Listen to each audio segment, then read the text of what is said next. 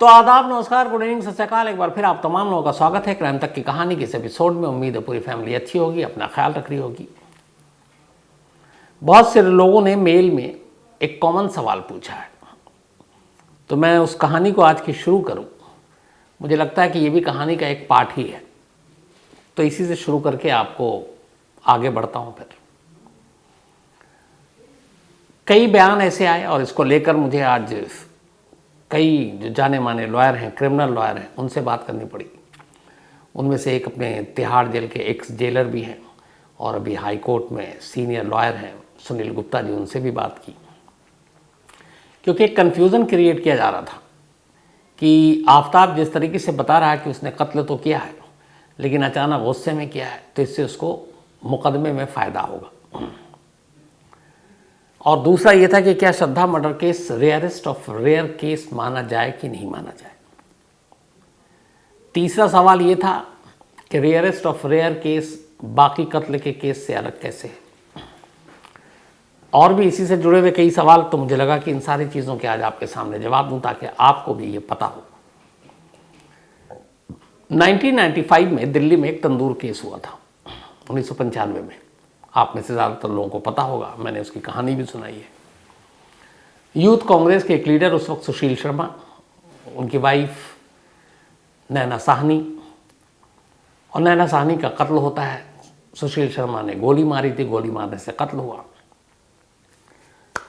अब यहाँ तक जो कहानी है इस पार्ट का वो ये है कि सुशील शर्मा को अचानक घर पे पहुँचते कुछ शक हुआ, कुछ डाउट हुआ, फिर झगड़ा हुआ मियाँ बीवी में और गोली चला दी। अब यहाँ तक के अगर हिस्से को आप रखें तो ये एक आम कत्ल है, ये रेयरेस्ट ऑफ रेयर की कैटेगरी में नहीं आ रहा है, मतलब ये रेयर मर्डर नहीं हुआ। तो फिर क्या हुआ इसके बाद जो सुशील शर्मा ने किया, फिर नैना साहनी की बॉडी को छुपाने के लिए, लाश पुलिस के हाथ ना लगे, तंदूर में जब जलाया और उसके बाद फिर ये केस खुला, सुशील शर्मा पकड़े गए। तो अदालत में जब ये मुकदमा पहुंचा तो अदालत में बहस शुरू हुई। बहस का मुद्दा ये था कि क्या ये रेयरेस्ट ऑफ रेयर केस है। दोनों तरफ से, सरकारी वकील से लेकर इधर के भी बचाव पक्ष ने अपनी अपनी दलीलें रखी। लोअर कोर्ट इस बात पे एग्री कर गया कि ये case rarest of rare case है और ऐसी सूरत में जो सज़ा है वो एक ही है और वो है सज़ाए मौत। तो निचली अदालत ने रेयरेस्ट ऑफ रेयर माना, उसके बाद सज़ाए मौत दे दी। फिर मामला ऊपरी अदालत में गया, फिर सुप्रीम कोर्ट में गया। सुप्रीम कोर्ट ने निचली अदालत के फैसले को पलट दिया और सुशील शर्मा को जो सज़ाए मौत मिली थी उसे उम्र कैद में तब्दील कर दिया। एक वही सवाल ये भी था कि जब निचली अदालत सज़ा सुना देती है तो फिर हाई कोर्ट क्यों और सुप्रीम कोर्ट, उसमें भी इस कहानी में आपको जवाब मिल जाएगा। तो ये हो गया। अब ऐसा क्यों? तो सुप्रीम कोर्ट की नज़र में ये रेयरेस्ट ऑफ रेयर केस नहीं था। अब रेयर केस मतलब एक कत्ल तो कत्ल होता है, मर्डर मर्डर होता है, तो इसमें कुछ रेयर भी होता है। रेयर मतलब आम कत्ल, और कुछ ख़ास भी होता है, तो बिल्कुल होता है अगर आप केस बाय केस स्टडी करें तो सुप्रीम कोर्ट का ही एक जजमेंट था। उस जजमेंट में ये था कि अगर कोई रेयरेस्ट ऑफ रेयर केस आए मर्डर का, मतलब एकदम रेयर मर्डर हो, ऐसा कि इससे पहले किसी ने सुना नहीं हो, तो सुप्रीम कोर्ट के फैसले के हिसाब से उस मामले में सज़ाए मौत मिलनी चाहिए। यानी जो केस अदालत में ये साबित हो जाए कि ये रेयरेस्ट ऑफ रेयर केस है, ये बिल्कुल रेयर मर्डर है, उसमें मौत से कम सज़ा मिल ही नहीं सकती। ये सुप्रीम कोर्ट का चूँकि फैसला है तो कोई भी निचली अदालत तो इसको पलट नहीं सकती। अब यहाँ पे मैं इसलिए ये आपको बता रहा हूँ कि तंदूर कांड का ही मिसाल इनकी क्यों दी। उसकी वजह है कि ये केस भी जो श्रद्धा मर्डर केस है काफ़ी कुछ मिलता जुलता है। आफताब शुरू से कह रहा है कि उसने श्रद्धा का कत्ल अचानक गुस्से में किया, कोई प्लानिंग नहीं थी। तंदूर कांड में भी नैना साहनी का कत्ल अचानक हुआ, पहले से कोई शाम को ये कत्ल हुआ था, दोपहर तक कुछ ऐसा था नहीं कि प्लान किया हुआ। लेकिन अब यहाँ पे बहस ये है कि आफताब का ये बयान क्या अदालत में उसके हक में जाएगा। तो जितने कानून के जा रहे हैं उनका कहना है बिल्कुल भी नहीं। उसकी वजह है अदालत दो चीज़ें देखती है, एक रेयरेस्ट ऑफ रेयर और दूसरा कि इस मामले में जो वो बोल रहा है अचानक किया गया कत्ल, उसकी कहानी क्या है, हकीकत क्या है, वो झूठ तो नहीं बोल रहा है। अब यहाँ दोनों चीज़ों में आफ्ताब फंसता है। पहली चीज़ कि यहाँ पे भी जब वो कत्ल करता है तो यहाँ वहाँ नैना सानी को गोली मारी गई थी, यहाँ हाथ से गला दबाता है। लेकिन इसके बाद जिस तरीके से वो लाश को डिस्ट्रॉय करने, सबूत मिटाने, उसके टुकड़े करता है, वो सारी चीज़ें फिर इस कत्ल को ख़ास बना देती हैं। मतलब आम कत्ल नहीं है, ये रेयर नहीं है, फिर ये रेयरेस्ट ऑफ रेयर हो जाता है। अब अगर ये रेयरेस्ट ऑफ रेयर हो गया तो फिर सुप्रीम कोर्ट के उस फैसले के हिसाब से मौत से कम सज़ा मिलेगी नहीं। दूसरा, इसमें यह है कि ये रेयरेस्ट ऑफ रेयर केस नहीं होता है, ये एक आम कत्ल होता है। और आफ्ताब जो कह रहा है कि मैंने गुस्से में किया, हो सकता है उसको बहुत कम सज़ा मिलती। क्यों? तो जो कानून के जानकार हैं, क्रिमिनल लॉयर हैं, उनका कहना है कि अगर सपोज 18 मई को आफ्ताब ने कत्ल किया और उसी रात, उसका कहना है, चलिए 1% को मान लेते हैं, उसने गुस्से में अचानक कत्ल किया था, ठीक है, मान लिया, बट तुमने गुस्से में किया, कोई प्लानिंग तो थी नहीं, अब तुमसे गलती हो गई, तुमने मार डाला। अगर वो उसी वक्त पुलिस स्टेशन चला जाता, कॉल कर देता और बता देता कि मेरे हाथ से कत्ल हो गया है, और वो खुद को पुलिस के हवाले कर देता उसी रात 18 मई को ही, तो फिर इन चीज़ों को देखते हुए अदालत शायद उसे उम्र कैद भी ना देती, मैक्सिमम 10 साल में छूट जाता। बट उसने खुद नहीं किया, बल्कि अगले कई दिनों तक वो लाशों के टुकड़ों को ठिकाने लगाते रहा। तो यहीं पे फिर ये केस आम केस नहीं रहा, एक ख़ास केस हो गया। ये फिर रेयरेस्ट ऑफ रेयर की कैटेगरी में चला गया। तो एक रेयरेस्ट ऑफ रेयर मतलब ऐसा कत्ल जो आम कत्ल से अलग हो, जिसमें तरीका अजीब सा इस्तेमाल किया गया हो, जिसमें कत्ल करने से पहले या कत्ल करने के बाद ऐसी चीज़ें इस्तेमाल की गई जो हम सोच भी नहीं सकते। तो जो हमारी सोच से परे की चीज़ें हैं वो रेयरेस्ट ऑफ रेयर की कैटेगरी में आ जाती हैं। तो ये केस एक परफेक्ट केस है जिसको रेयरेस्ट ऑफ रेयर की कैटेगरी में आना चाहिए। और दिल्ली पुलिस अगर अपनी पूरी इन्वेस्टिगेशन तफ्तीश उसी हिसाब से करेगी तो पक्का है कि अदालत भी इसको रेयरेस्ट ऑफ रेयर केस मानेगी और उसी हिसाब से आफ्ताब को सज़ा देगी। और अगर अदालत मान लेती है तो फिर इसमें मौत से कम की सज़ा तो है नहीं। तो एक तो ये हो गया। दूसरा, अब तक ये सवाल पूछा जा रहा था, बल्कि इस कहानी में भी मैंने इशारों में कई बार कहा, लेकिन आज पुख्ता तौर पर है, वो ये कि आखिर आफ्ताब ने श्रद्धा का कत्ल क्यों किया। हर क्राइम के पीछे एक मोटिव होता है, एक मकसद होता है, बिना मकसद और मोटिव पे कोई जुर्म नहीं होता। तो यहाँ पे यही सवाल दिल्ली पुलिस को भी परेशान कर रहे थे कि आफ्ताब ने श्रद्धा को क्यों मारा। जो चीज़ें आ रही थी सामने, फैक्ट्स, वो थोड़ी उलझाने वाली थी। जैसे मैंने ही आपको शुरू में बताया और जो सारी कहानियाँ आ रही हैं कि लोग 2019 से लिव इन में रह रहे थे और उसके बाद अब श्रद्धा आफ्ताब से शादी करना चाहती थी। आफ्ताब उसको टालता था और वो शादी नहीं करना चाहता था और श्रद्धा उस पर दबाव डाल रही थी और इसी दबाव से तंग आकर आफ्ताब ने श्रद्धा को मार दिया।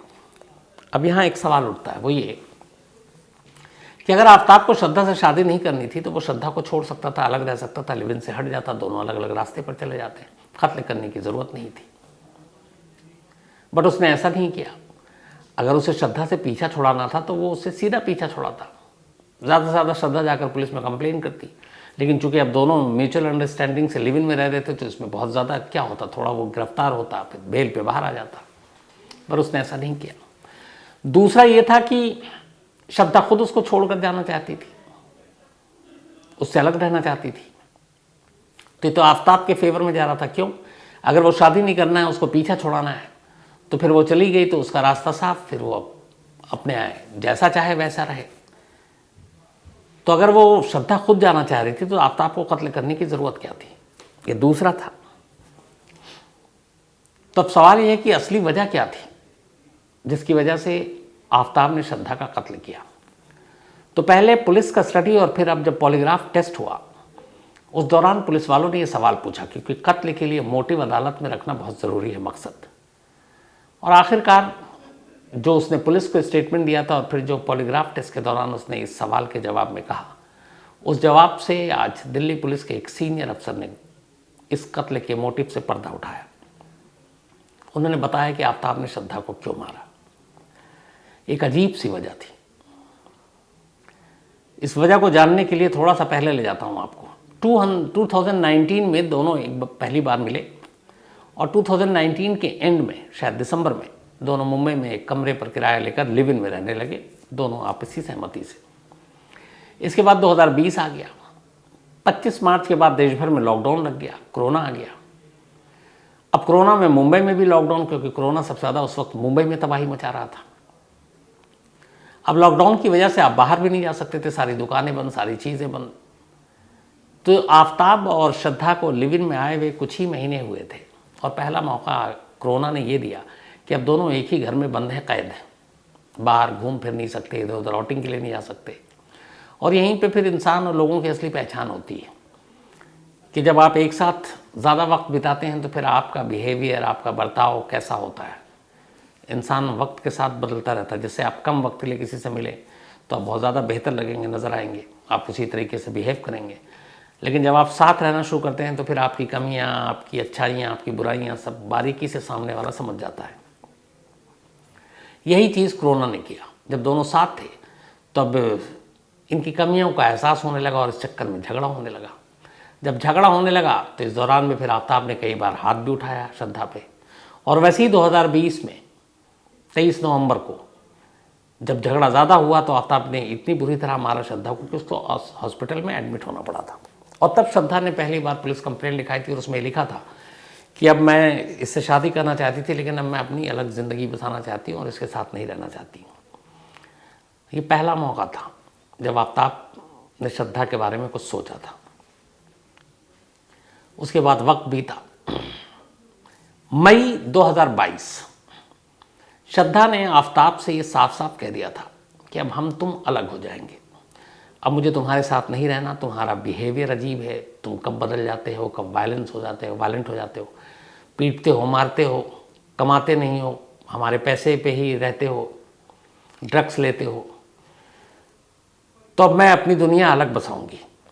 जब उसने कहा तब आफ्ताब ने पहली बार उसको लगा कि ये सच में अब छोड़कर चली जाएगी। अब आफ्ताब की हालत ऐसी थी जो उसने पूरा बताया कि एक वो उससे शादी तो बिल्कुल नहीं करना चाहता था, वो शादी करना ही नहीं चाहता था, लेकिन वो ये भी नहीं चाहता था कि श्रद्धा उसको छोड़कर किसी और के साथ रहे।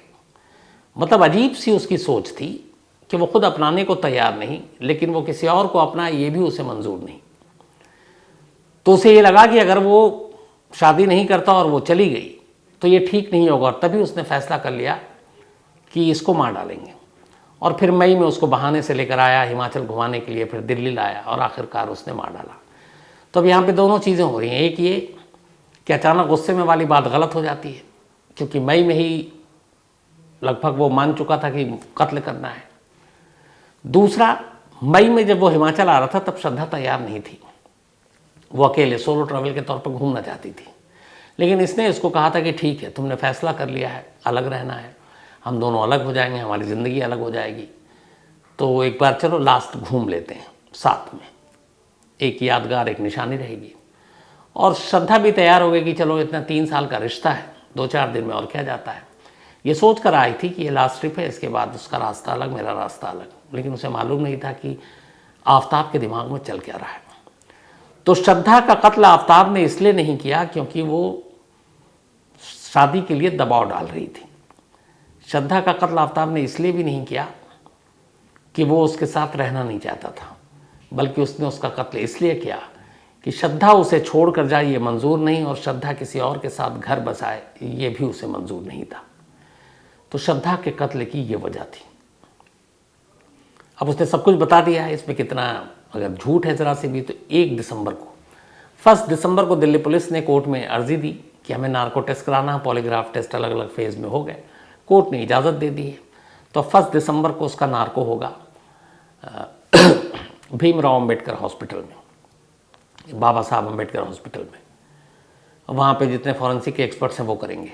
लेकिन अब यहाँ पे एक मसला ये भी आ गया कि आप लोगों में से बहुत सारे लोगों को पता होगा कि कल जब उसके पॉलीग्राफ टेस्ट का लास्ट फेज़ था और उसको ले जाया गया था फॉरेंसिक लैब रोहिणी में, तो वहाँ पे जेल की वैन थी तिहाड़ की, और उस वैन में जब वो वापस आ रहा था तब कुछ लोग पहुँच गए, 5-7 लोग, उनके हाथों में तलवारें थी, और उन्होंने फिर आफ्ताब पर हमला करने की कोशिश की, बाकायदा नारे भी लगाए, और वैन का दरवाज़ा भी खोल दिया, लेकिन अंदर एक और दरवाज़ा था, इसलिए वो सेफ था। फिर खैर पुलिस की टीम वहाँ पे साथ में भी थी। एक पुलिस वालों ने बाकायदा रिवॉल्वर निकाला और उन लोगों को समझाया, पीछे हटाया। अजीब सा मतलब वहाँ पे एक सिचुएशन था।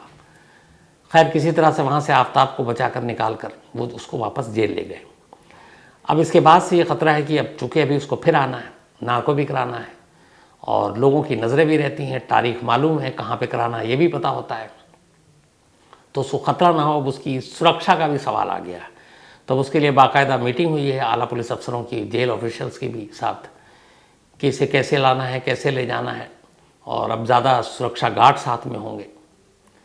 तो मतलब ये भी एक अजीब चीज़ होती है कि चाहे कातिल हों या आतंकवादी हों, जिन्होंने दूसरों की जानें ली हैं, खून बहाए हैं, उनकी जान की हिफाजत के लिए भी हमें सुरक्षा गार्ड और सारी चीज़ें लगानी पड़ती हैं, पैसे खर्च करने पड़ते हैं, क्योंकि हमारा सिस्टम ही ऐसा है। एक तो हम डेमोक्रेसी में हैं, जुडिशल सिस्टम हमारा ऐसा है, और हमारा ये मानना है कि जिसने भी जो जुर्म किया उसकी सज़ा सिर्फ कानून या अदालत देगी, हम लोगों को सज़ा देने का कोई हक़ नहीं है।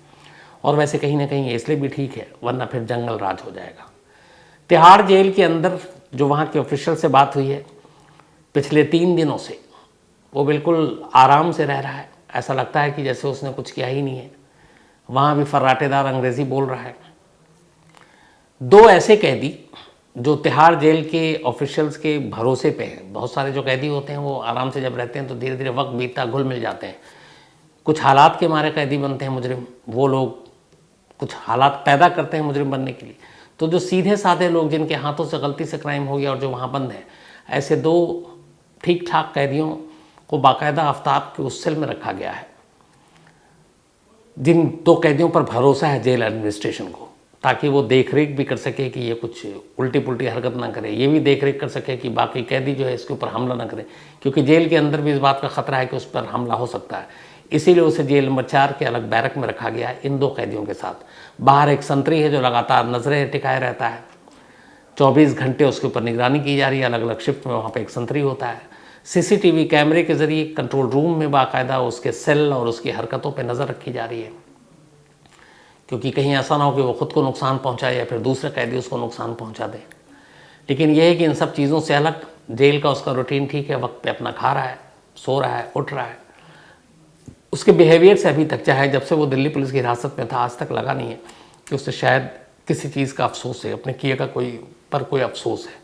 वो बिल्कुल नॉर्मल बिहेव कर रहा है। फॉरेंसिक लैब में जब पहुंचा तो वहाँ के जो फॉरेंसिक एक्सपर्ट्स थे उनसे बिल्कुल नॉर्मल बात कर रहा था। उनमें से एक से बात हुई, लगातार फर्राटेदार अंग्रेज़ी में बल्कि कई चीज़ें पूछ रहा था कि ये टेस्ट कैसे होता है, इसमें क्या होता है, उसमें क्या होता है। और ये होता है कि जब ऐसे टेस्ट होते हैं तो आपको सामने वाले जिसके ऊपर आप टेस्ट कर रहे हैं उसके बारे में आपको बताना भी पड़ता है। तो पूरा इंटरेस्ट लेके ये भी पूछ रहा है कि इससे कैसे पकड़ा जाता है, क्या सच निकलता है, मतलब क्या ऐसी चीज़ें होती है, मेथड होता है, क्या आप लोग उस पर बिलीव करते हो। तो है तो पूरा होशियार, पढ़ा लिखा भी है, और 6 महीने उसके पास भी थे कत्ल करने के बाद सोचने का, प्लान करने का, तो उसका भी उसको भरपूर उसने फ़ायदा उठाया है।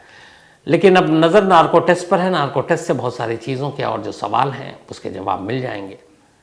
तो उसके बाद फिर वही चीज़ कि अदालत में देखना पड़ेगा कि ये case rarest of rare murder की कैटेगरी में ले जाने के लिए दिल्ली पुलिस और उनके वकील क्या कुछ वहाँ पर मुद्दा रखते हैं, कैसे सबूत रखते हैं और कैसे कोर्ट को कन्विंस करते हैं। तो ये तो आने वाला वक्त बताएगा।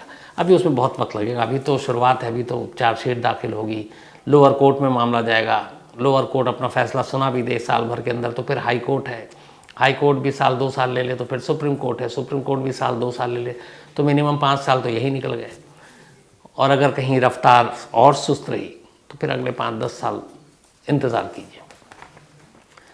तो ये थी कहानी। अब कहानी ख़त्म करूँ उससे पहले भाई अपना सिलसिला आज का, आज रविंदर पाल सिंह इनका बर्थडे है, तो हैप्पी बर्थडे रविंदर जी। और करण पाल ने भेजा है।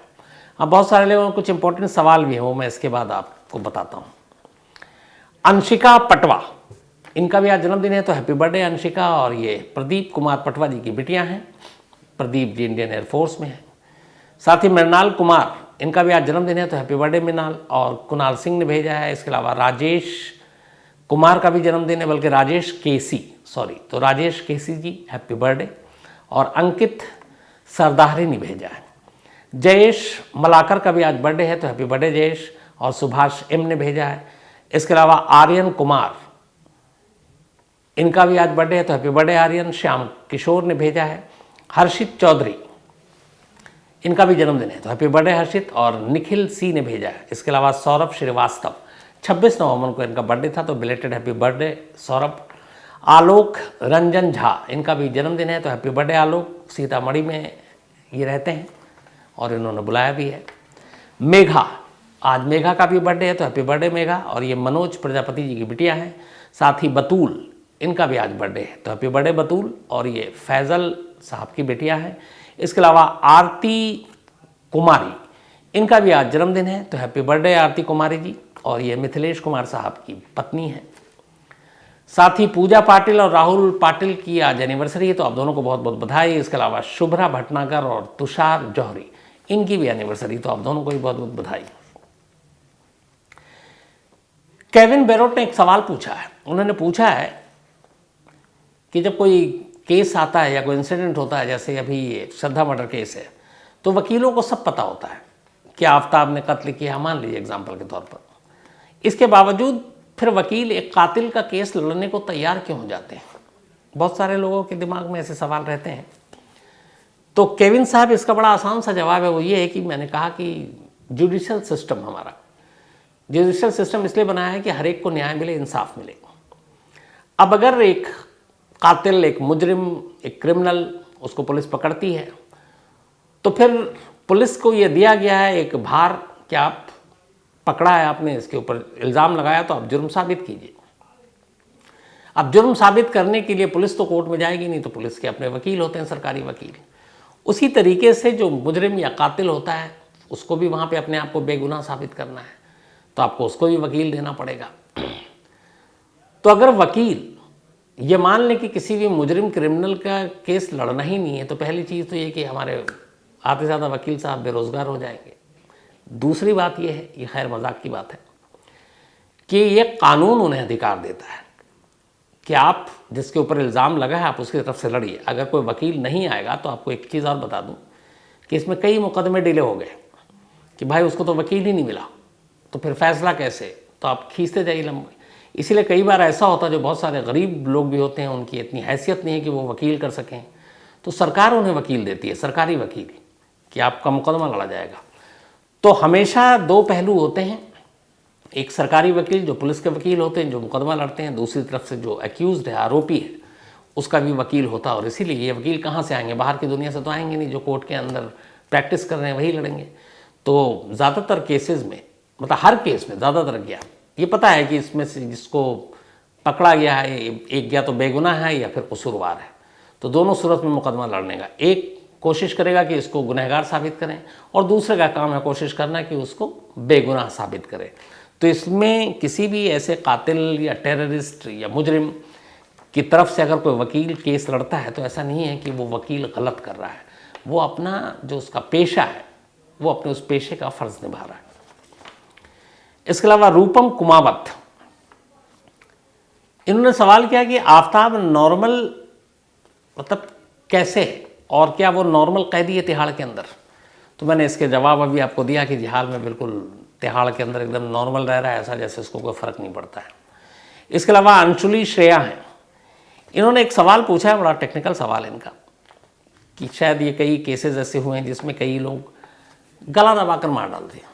तो इन्होंने कहा कि जैसे आफ्ताब ने कहा कि मैंने गुस्से में अचानक गला दबाया और वो मर गई श्रद्धा, तो क्या गला एक तो इतना नाजुक होता है, और क्या सच में पता नहीं चलता दबाने वाले को कि सामने वाले कि अब सांसें टूट रही हैं, उखड़ रही हैं, घुट रही है दम, और वो फिर भी दबाता रहता है। तो बिल्कुल देखिए, गले की जो बहुत सारी जो नसें हैं, वो आपके जो ब्रेन तक जाती हैं, अगर एक नस कहीं से भी गलत दब गया तो फिर मौत यकीनी है। तो इसीलिए कई बार गुस्से में, हालांकि ये बहाना है, लेकिन गला दबाने वाले को गुस्से में भी पता होता है। जैसे बचपन में हम लोग लड़ाई करते थे, तो मुझे याद है हम कई दोस्त आपस में एक दूसरे का गला ही पकड़ लेते थे, लेकिन उतना ही पल या उतने ही ज़ोर से कि हमें मालूम था कि बस एक दूसरे पे जीत हासिल करनी है, ये नहीं कि एक दूसरे को मार डालना है। तो गला दबाने और पकड़ने का खेल बचपन में शायद हम सभी बच्चों ने किया होगा उस दौर में, तो वो और गला दबाकर कत्ल करना दोनों अलग चीज़ें हैं। इसके अलावा किरण चौहान ने पूछा है कि फांसी के लिए हमेशा स्पेशल जल्लाद को क्यों बुलाया जाता है, पुलिस वाले खुद क्यों नहीं देते। तो असल में ये कहना बड़ा आसान है कि फंदा कसना है और सीधा लीवर खींचना है। ध्यान से देखें तो आप और सोचें तो ये किसी की जान लेने की बात होती है और इसके लिए कलेजा चाहिए होता है। तो फिर इसमें टेक्निकल एस्पेक्ट भी है कि रस्सी ठीक हो, रस्सी का वज़न ठीक हो, फंदा ठीक हो, तो ये सारी चीज़ें जिसको काम सुहाता है वही करता है। तो पुलिस वाले अमूमन इन चीज़ों से बचते हैं और इसीलिए इसके लिए जल्लाद को बुलाया जाता है ताकि जल्लाद जो है वो फांसी देने का काम कर सके। हालांकि अब थोड़ा सा ट्रेंड बदल रहा है, एक तो जल्लाद की कमी भी है और कोई भी एक इसका दूसरा पहलू भी देखिए कि लोग अब अपने बच्चों को या अपने विरासत में किसी को जल्लाद नहीं बनाना चाहते हैं, क्योंकि एक तो अगर वो जल्लाद हैं तो उनको बड़ा वो अजीब सा लगता है सोसाइटी में भी। जैसे हम लोग कई बार किसी को बेरहमी से मारता तो ये कहते हैं ना यार अजीब जल्लाद आदमी है ये। तो जल्लाद एक तरह से उनके लिए तोहमत या गाली जैसा भी हो जाता है। तो कोई भी भला आदमी इस पेशे को अपनाना नहीं चाहता और यही वजह है कि अभी लास्ट जो पुणे की अरवदा जेल में फांसी हुई थी उसमें पुलिस वालों ने ही बटन दबाकर लीवर को हटाया था। इसके अलावा रवि भदौरिया जी ने पूछा है कि आफ्ताब वाला केस क्या रेयरेस्ट केस है, इसका मैं पूरी आपको कहानी में ही जवाब सुना दिया। साथ ही आशीष कोटपुतली, इन्होंने बड़ा मीडिया पर गुस्सा जताया है और मैं जो कुछ लिखा आशीष जी ने आप, मैं उससे सहमत हूँ। मीडिया को अपना काम बेहतर तरीके से करना चाहिए, बिल्कुल।